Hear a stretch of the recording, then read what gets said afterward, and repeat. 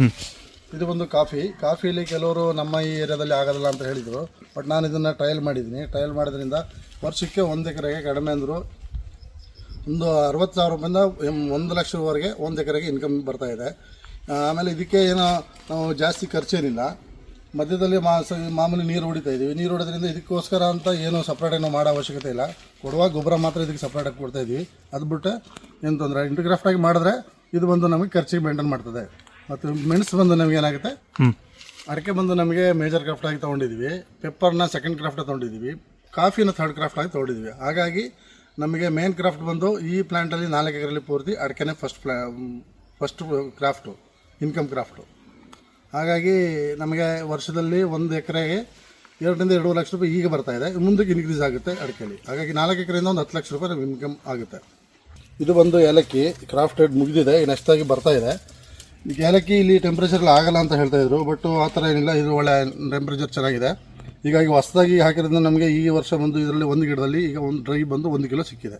ಇವತ್ತಿನ ಮಾರ್ಕೆಟಿನ ಪ್ರಕಾರ 1,500 ರಿಂದ 2,000 ರೂಪಾಯಿ 1 ಕಿಲೋ ಏಲಕ್ಕಿ ಇದೆ. ಹಾಗೆ ಮಧ್ಯ ಇಂಟರ್ಗ್ರಾಫ್ಟಾಗಿ ನಾವು ಏಲಕ್ಕಿನೂ ಬೇಕಾದ್ರೆ ಕಾಫಿ ಇಲ್ಲ ಅಂದರೆ ಕಾಫಿ ಒಂದು ಲೈನು, ಏಲಕ್ಕಿ ಒಂದು ಲೈನ್ ಬೇಕಾದ್ರೆ ಹಾಕ್ಕೊಂಡು ಅದು ಬೆಳಿಬೋದು. ಇದು ಬಂದು ನಾವು ಒಂದು ಸ್ಟಿಕ್ ಹೊಡೆದಿದ್ವಿ, 6 ಅಡಿ ಉದ್ದ, 1.5 ಅಡಿ ಡೀಪು, 1.5 ಅಡಿ ಅಗಲ. ಇದು ಬಂದು ನಾವು ಕಾಂಪೋಸ್ಟ್ ಮಾಡೋದಕ್ಕೆ ಏನು ವೇಸ್ಟ್ ಬರ್ತದೆ ಅದನ್ನೆಲ್ಲ ಏನು ಮಾಡ್ತೀವಿ, ಇಲ್ಲಿ ಫಿಲ್ ಮಾಡ್ತೀವಿ. ಕಳೆ ಕಸ ಮತ್ತು ಸೊಪ್ಪುಗಳು ಏನು ಬರ್ತದೆ ಅದು, ಮತ್ತು ದನಿನ ಗೊಬ್ಬರ ಏನು ಕೊಡ್ತೀವಿ ಅದನ್ನು ಡೈರೆಕ್ಟಾಗಿ ಗಿಡಕ್ಕೆ ಕೊಡೋದಿಲ್ಲ. ಹಾಗಾಗಿ ಈ ಡ್ರೈನ್ ಏನಿದೆ ಇದಕ್ಕೆ ನಾವು ಫಿಲ್ ಮಾಡ್ತೀವಿ. 3 ವರ್ಷಕ್ಕೆ ಒಂದ್ಸರಿ ತೆಗೆದು ಅದನ್ನು ಹೊರಗಡೆ ಹಾಕ್ತೀವಿ. ಹಾಗಾಗಿ ಒಳ್ಳೆ ಪೋಷಕಾಂಶ ಬಂದು ಗಿಡಗಳಿಗೆ ಸಿಗ್ತದೆ. ವ್ಯವಸಾಯದೊಂದಿಗೆ ಜೊತೆಗೆ ನಾವು ಒಂದು ನರ್ಸರಿನೂ ಮಾಡ್ತಾಯಿದ್ದೀವಿ. ಮೆಣಸು ಮತ್ತು ಕಾಫಿ, ಅಡಿಕೆನ ನಾವು ಇಲ್ಲಿ ನೆಟ್ಟು ಇಲ್ಲಿ ಬರೋ ರೈತರಿಗೋಸ್ಕರ ಅವರಿಗೆ ಇಲ್ಲಿ ಕೊಡುಗೆ ಹೋಗಿ ತರಬೇಕಾಗುತ್ತೆ. ಹಾಗಾಗಿ ನಾವಿಲ್ಲೇ ಪ್ಲಾಂಟೇಷನ್ ಮಾಡಿದ್ವಿ.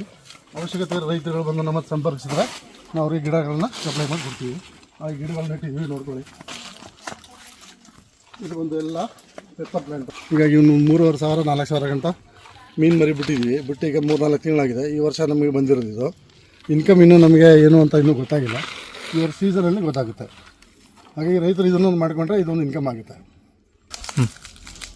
ಮತ್ತು ನಾನು ಇದಕ್ಕೆ ಗೊಬ್ಬರಗಳು ಬಂದು ಯಾವುದೋ ಕೆಮಿಕಲ್ಗಳು ಮತ್ತು ಫರ್ಟಿಲೈಸರ್ಗಳು ಕೊಡ್ತಾಯಿಲ್ಲ. ಆರ್ಗ್ಯಾನಿಕ್ ಫರ್ಟಿಲೈಸರ್ ಮತ್ತು ದನಿನ ಗೊಬ್ಬರ ಕೊಡ್ತಾಯಿದ್ದೀವಿ. ಜೊತೆಗೆ ಜೀವಾಮೃತ ಮೇಂಟೈನ್ ಮಾಡ್ತಾಯಿದ್ದೀವಿ. ಅದ್ರ ಜೊತೆಗೆ ನಮ್ಮ ಏನು ವೇಸ್ಟ್ ಕಾಂಪೋಸ್ಟ್ ಇದೆ, ಅದು ವೇಸ್ಟ್ ಡಿಕಂಪೋಸ್ಟ್ನ ಎಲ್ಲ ವೇಸ್ಟ್ ತಗೊಂಡು ಡಿಕಂಪೋಸ್ಟ್ ಮಾಡಿ ಅದನ್ನು ಯೂಸ್ ಮಾಡ್ತಾಯಿದ್ದೀವಿ.